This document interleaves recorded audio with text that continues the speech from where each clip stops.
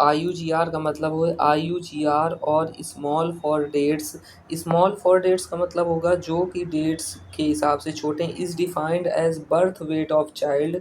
इसको ऐसे डिफाइन किया जाता है, बर्थ वेट ऑफ चाइल्ड मतलब बच्चे का वेट लेस देन 10%, कितने से कम हो, 10% से कम हो। फॉर द जेस्टेशन, जेस्टेशन का मतलब होता है प्रेगनेंसी के दौरान, gestation age. IUGR babies can be pre term.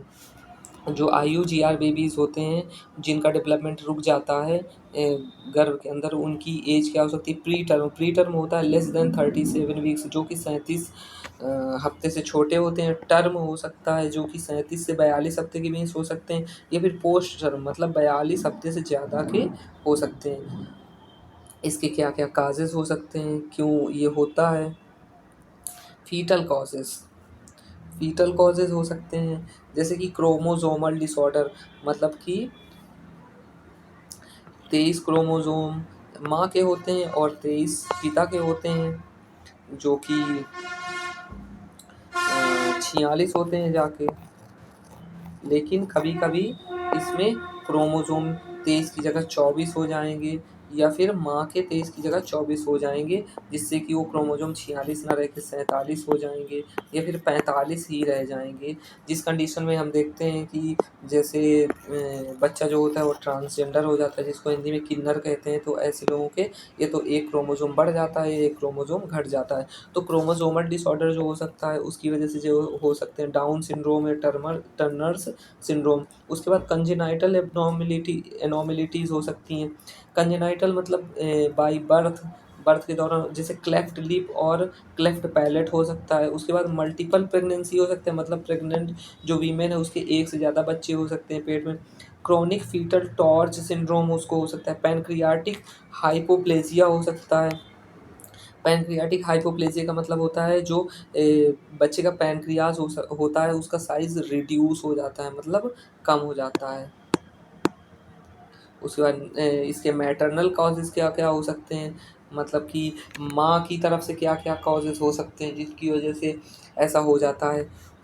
Systematic disease मतलब कि माँ के सिस्टम मतलब बॉडी में कोई डिसीज़ हो सक बीमारी हो सकती है, जैसे कार्डियक, कार्डियक मतलब होता है हार्ट से रिलेटेड, उसको बीमारी हो सकती है। रीनल मतलब कि किडनी से रिलेटेड, रिस्पिरेटरी मतलब श्वास से संबंधित, डायबिटीज़ उसको हो सकता है, मतलब कि जिसको शुगर बोलते हैं, डायबिटीज़ मेलाइटस उसको हो सकता है। मैटरनल स्टार्वेशन मतलब कि प्रेगनेंसी के दौरान सही से खाना ना खाने की वजह से भी हो सकता है। अल्कोहल की वजह, शराब की वजह से होता है। सब्सटेंस अब्यूज़ मतलब ड्रग्स लेना या किसी और तरह के नशे की वजह से हो सकता है। स्मोकिंग मतलब धूम्रपान की वजह से हो सकता है। क्रॉनिक माल न्यूट्रिशन मतलब लंबे समय से कुपोषण के शिकार की होने की वजह से भी ऐसा हो सकता है। प्लेसेंटल काजेज़, प्लेसेंटा का मतलब होता है जो बच्चे की नाभि में जो नाड़ा जुड़ा होता है माँ से, जिसके थ्रू बच्चा पूरा खाना लेता है, उसको हम बोलते हैं प्लासेंटा। तो प्लेसेंटल कॉजेज़ क्या-क्या हो सकते हैं, मस्कुलर एनोमलीज़ हो सकता है, मतलब कि बच्चे के मसल्स जो होते हैं उनका सही से डेवलपमेंट ना होना। प्लेसेंटल सेपरेशन एब्रप्शन मतलब कि जो ये बच्चे की नाभि से माँ का प्लेसेंटा जुड़ता है, उसमें किसी तरह का एब्रप्शन मतलब कि किसी तरह का कटाव आना या सेपरेशन, या मतलब किसी तरह की दिक्कत आना जिससे बच्चे को प्रॉपर फूड और न्यूट्रिशन नहीं मिल पाता है। क्लिनिकल फीचर्स इसके क्या-क्या हो सकते हैं, तो क्लिनिकल फीचर्स में हम देखेंगे कि बर्थ वेट 600 ग्राम होगा लगभग, बिलो मिनिमम इन परसेंटिव स्टैंडर्ड मतलब कि बिलो मिनिमम, मिनिमम मतलब कि कम से कम से भी कम होगा, इन परसेंटिव स्टैंडर्ड मतलब परसेंटेज में, मतलब 1/10% ही होगा जितना होना चाहिए उसका।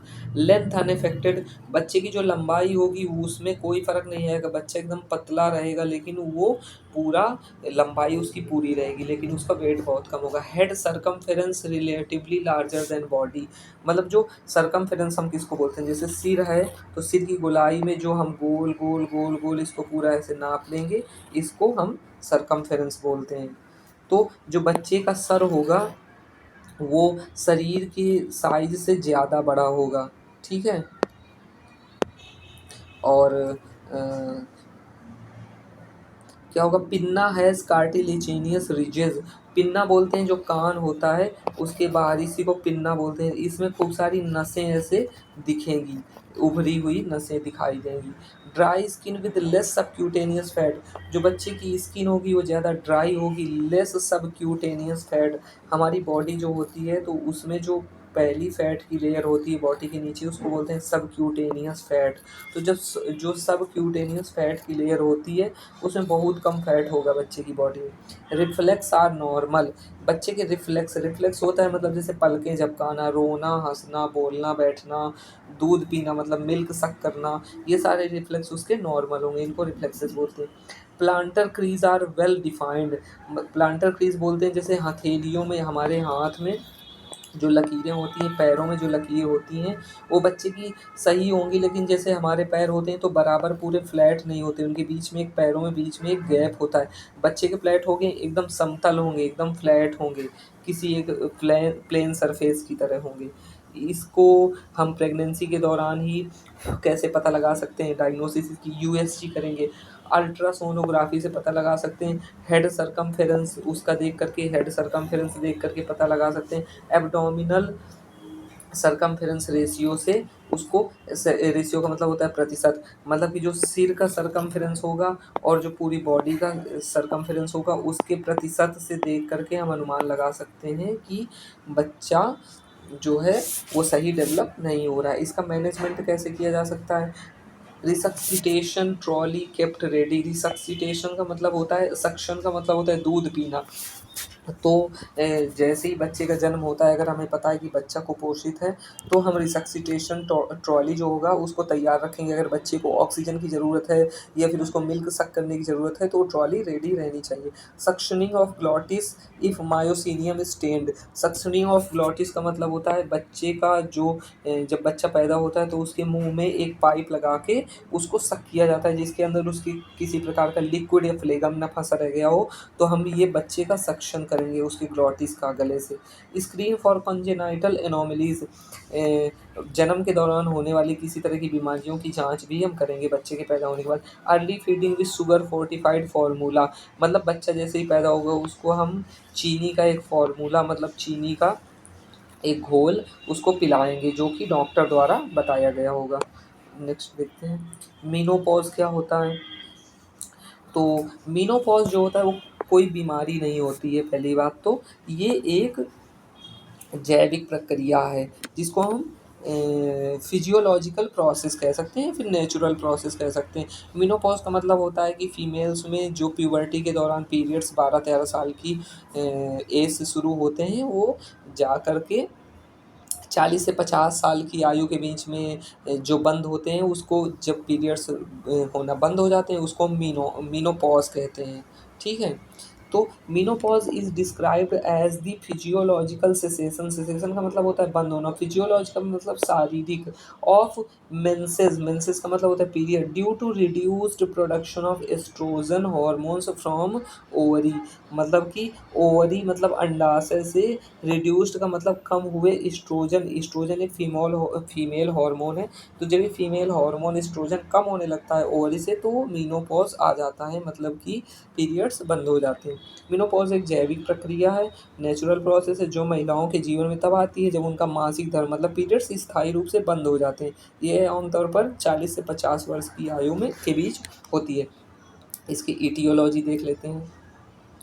इटोलॉजी का मतलब में क्या होगा, cessation of ovarian function. Cessation का मतलब रुक जाना, ओवरियन का मतलब अंडाशय, फंक्शन का मतलब कार्य, मतलब कि जो अंडाशय होता है वो अपना फंक्शन कम कर देता है या बंद कर देता है। डिक्रीज्ड इस्ट्रोजन प्रोडक्शन, जो फीमेल हार्मोन इस्ट्रोजन होता है उसका प्रोडक्शन डिक्रीज मतलब कम हो जाता है। स्ट्रेस्टोमी हो जाता है, रिमूवल ऑफ यूटेरस, मतलब कोई कोई अपनी बच्चेदानी किसी वजह से निकलवा देता है, उसकी वजह से भी पीरियड्स जो होते हैं वो बंद हो जाते हैं, क्योंकि बच्चेदानी ही नहीं है तो अगर पीरियड्स हो भी रहे हैं तो बच्चा फर्टिलाइज होके कहाँ डेवलप होगा। तो इसको बोलते हैं हिस्टेरेक्टोमी, मतलब रिमूवल ऑफ यूटेरस के बाद भी मीनोपॉज आ जाता है। इसके क्लिनिकल मैनिफेस्टेशंस क्या होते हैं? Atrophy of vulva vagina urethra, मतलब कि जो हमारा वल्वा होता है, वेजाइना होता है, यूरेथ्रा होता है या फिर यूटेरस मतलब बच्चेदानी, उनके साइज़ में मतलब उनका बढ़ना या फिर उनके अंदर किसी प्रकार का इन्फेक्शन आ जाना या फिर सूजन होना, इसकी वजह से भी ऐसा हो सकता है। ड्राइनेस हो जाती है, अ, मतलब कि उतना लुब्रिकेशन नहीं रह जाता वो अंग जो होते हैं उनमें। उसके बाद ब्लीडिंग होती है, इचिंग का मतलब खुजली होती है, डायसूरिया होता है मतलब कि पेशाब करने के दौरान पेन देखने को मिल सकता है। Decrease secretion during intercourse, intercourse का मतलब शारीरिक संबंध बनाने के दौरान जो फ्लूइड आता है जिससे कि हमें पेन का एहसास नहीं होता, उसका सिक्रीशन कम हो जाता है। डिस्पैरियूनिया, डिफ़िकल्टी इन इंटरकोर्स मतलब कि शारीरिक संबंध बनाने के दौरान दर्द हो मतलब कि दिक्कतें आती हैं। हॉट फ्लैशेस मतलब अचानक से गर्मी लगना। इंसोम्निया मतलब अनिद्रा, नींद सही से ना। एंग्जायटी का मतलब घबराहट होना। फ़ियर का मतलब डर लगना। डिप्रेशन का मतलब मानसिक अवसाद भी देखने को मिलता है। इसका मैनेजमेंट क्या होगा? एस्ट्रोजन मैनेजमेंट, इसमें फीमेल हार्मोन एस्ट्रोजन दिया जाता है जिससे कि इसको ठीक किया जा सकता है। वेजाइनल लुब्रिकेंट दिया जाता है, मतलब अगर किसी को सेक्सुअल इंटरकोर्स शारीरिक संबंध बनाने के दौरान दिक्कत आ रही तो लुब्रिकेंट का मतलब होता है किसी प्रकार के क्रीम या लोशन लगाने के लिए दिए जाते हैं। विटामिन बी एंड ई खाने के लिए दिया जाता है। उसके अलावा कैल्शियम सप्लीमेंट भी उनको दिए जाते हैं। उसके बाद हम देख लेते हैं ब्रेस्ट, जिसको हम बोलते हैं मैमरी ग्लैंड्स या फिर स्तन। तो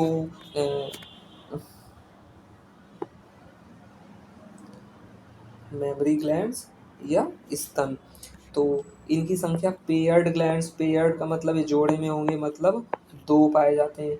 मॉडिफाइड स्वेट ग्लैंड्स मतलब जो पसीने वाली ग्रंथि होती हैं, ये उसी का एक स्वरूप है लेकिन ज़्यादा विकसित होते हैं। Accessory organs of the female reproductive system, जो फीमेल रिप्रोडक्टिव सिस्टम है उसी का ये एक पार्ट होते हैं। Also present in male but in rudimentary form, मतलब ये मेल्स में भी दो ब्रेस्ट पाए जाते हैं लेकिन रूडिमेंट्री फॉर्म मतलब ये डेवलप्ड नहीं होते। उसके बाद स्टेजेस ऑफ ब्रेस्ट डेवलपमेंट, जो ब्रेस्ट होते हैं उनके डेवलपमेंट की क्या क्या स्टेजेस होती हैं। ड्यूरिंग चाइल्डहुड, बचपन के दौरान breast are small and immature, छोटे होते हैं और उनका मैचुरेशन नहीं होता है, मतलब उनमें कोई डेवलपमेंट नहीं होता। ड्यूरिंग प्यूबर्टी, जब हम यौवन अवस्था के अंदर जाते हैं तब क्या होता है, under the influence of estrogen, estrogen जो होता है फीमेल हार्मोन होता है उसके इन्फ्लुएंस में या उसके द्वारा प्रभावित करने से, एंड प्रोजेस्ट्रॉन, प्रोजेस्ट्रॉन भी एक फीमेल हार्मोन होता है, इन दोनों के इन्फ्लुएंस में द ब्रेस्ट ग्रो करते हैं and develop to their mature size, और अपने मैच्योर साइज में मतलब फुल साइज में डेवलप कर जाते हैं। ड्यूरिंग प्रेगनेंसी, प्रेगनेंसी के दौरान क्या होता है, estrogen and progesterone levels increase significantly, estrogen और प्रोजेस्ट्रॉन के लेवल्स बहुत ज़्यादा बढ़ जाते हैं। Stimulating further development of the mammary glands, stimulating का मतलब होता है कि ज़्यादा बढ़ाना, further development of mammary glands, जिससे कि जो मेमरी ग्लैंड्स का मतलब जो स्तन होते हैं उनका और ज़्यादा विकास होता है। आफ्टर चाइल्ड बर्थ, बच्चे के जन्म के बाद क्या होता है, एंटीरियर पिट्यूटरी सिक्रीट्स प्रोलैक्टिन, जो हमारी पिट्यूटरी ग्लैंड होती है तो उसमें जो एंटीरियर पिट्यूटरी का पार्ट होता है,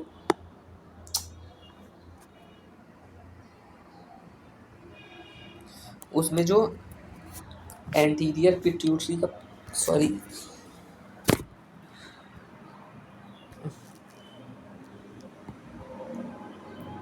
चाइल्ड बर्थ के बाद जो एंटीरियर पिट्यूटरी का पार्ट होता है उससे प्रोलैक्टिन का सिक्रीशन बढ़ जाता है, विच स्टिमुलेट्स मिल्क प्रोडक्शन, जिसकी वजह से मिल्क का प्रोडक्शन होता है। तो मिल्क का प्रोडक्शन किसकी वजह से होता है, प्रोलैक्टिन की वजह से होता है। With in the alveoli of the memory gland, और जो मिल्क का प्रोडक्शन होगा वो मेमोरी ग्लैंड के अंदर, किसके अंदर होगा, छोटे छोटे जो सेल्स होते हैं उनको एल्वेलाई बोलते हैं, उनके अंदर मिल्क बनता है। ठीक है। Posterior pituitary secretes oxytocin, induces the contraction of myoepithelial cells surrounding the alveoli, ejecting milk through the ducts। जो हमारी एंटीरियर पिट्यूटरी होती है वो प्रोलैक्टिन सिक्रीट करती है, जो पोस्टीरियर पिट्यूटरी होती है वो ऑक्सीटोसिन सिक्रीट करती है। Induces the contraction of myoepithelial cells, जो इसके अंदर सेल्स पाई जाती हैं उनको मायोएपिथेलियल सेल्स बोलते हैं। तो जो ऑक्सीटोसिन सिक्रीट होता है वो क्या करता है, जो इनके जैसे कि जो हमारी मेमोरी ग्लैंड है, इनकी कॉन्ट्रैक्शन मतलब सिकुड़ने को कम कर देता है। ठीक है, इनका जो सिकुड़ना होता है उसको कम कर देता है। Surrounding the alveoli ejecting the milk through the ducts, तो जब बच्चा दूध पीने की कोशिश करता है और जोर डालता है तो दूध बाहर निकल आता है। ठीक है, आफ्टर ब्रेस्ट फीडिंग क्या होता है, after breast feeding ceases, ceases का मतलब बंद होना। जब ब्रेस्ट फीडिंग मतलब कि जब बच्चे को दूध पिलाना बंद हो जाता है तब क्या होता है, ग्लैंडुलर टिश्यू रिग्रेसेस, जो ग्लैंडुलर टिश्यू होते हैं ये रिग्रेसेस मतलब छोटे होने लगते हैं साइज में। And the breast returns to its pre pregnancy state, and the breast जो होता है रिटर्न्स मतलब पीछे चला जाता है प्री प्रेगनेंसी, प्री का मतलब पहले वाली, प्रेगनेंसी से पहले की स्टेज में, मतलब ब्रेस्ट अपने नॉर्मल साइज में आ जाते हैं जितने प्रेगनेंसी के पहले थे। ब्रेस्ट डिसऑर्डर्स क्या क्या हो सकते हैं, ब्रेस्ट में किस किस तरह की बीमारियां हो सकती हैं, ब्रेस्ट कैंसर हो सकता है, मेटास्टाइसिस हो सकता है, गैलेक्टोसील हो सकता है, गैलेक्टोरिया हो सकता है, गायनेकोमेस्टिया हो सकता है, या फिर मैस्टैल्जिया हो सकता है। ठीक है, ओके, थैंक यू। आपकी क्लास यहीं ख़त्म होती है।